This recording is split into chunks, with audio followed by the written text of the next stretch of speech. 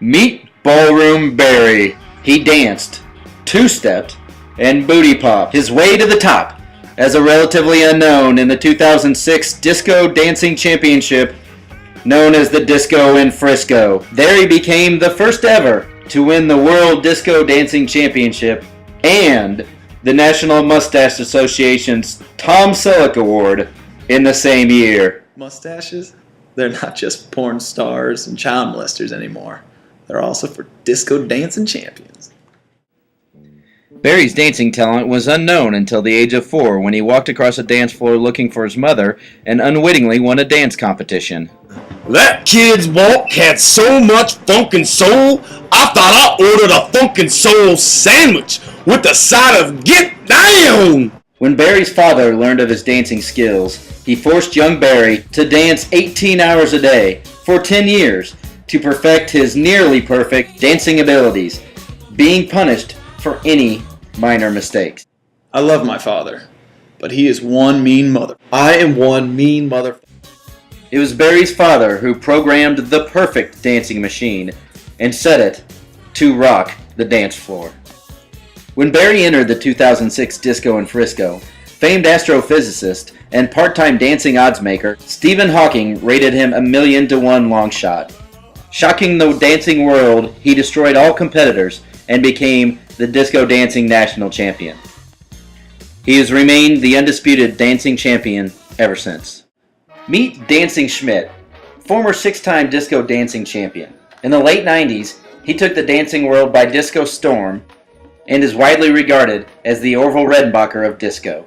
I found him on the mean streets of Brazito, squaring off with local dancing hopefuls, and man, his feet were fire. Don't get me wrong, he was a little rough around the edges at first, but he had Fred Astaire's feet, Patrick Swayze's hips, and John Travolta's hair. His best attribute? Definitely his hair. It is so thick and sexy. Those tight little curls! Oh my god, that hair. So I took him wherever a young dancing upstart goes. Pocatello, Idaho. After he conquered the Pocatello scene, I knew he was ready for the big time. New York, Rio de Janeiro, Vegas, and of course, Tulsa. He was 1 in a million, I tell you. Hell, he was a 6-time all-world disco dance master champion. Then came the breakdown. The 2006 Disco in Frisco tore him to pieces. Ballroom Barry absolutely crushed him. Dancing Schmidt has disappeared from the dancing scene ever since. Dancing Schmidt experienced the worst thing that could happen to a dancer. I lost my rhythm. There was definitely a dark period after Disco in Frisco. I cut my hair and turned to exotic dancing to make ends meet. And let me tell you, a stripper without rhythm doesn't make a whole lot of money. Pills, booze, pork rinds. It was bad. Real bad.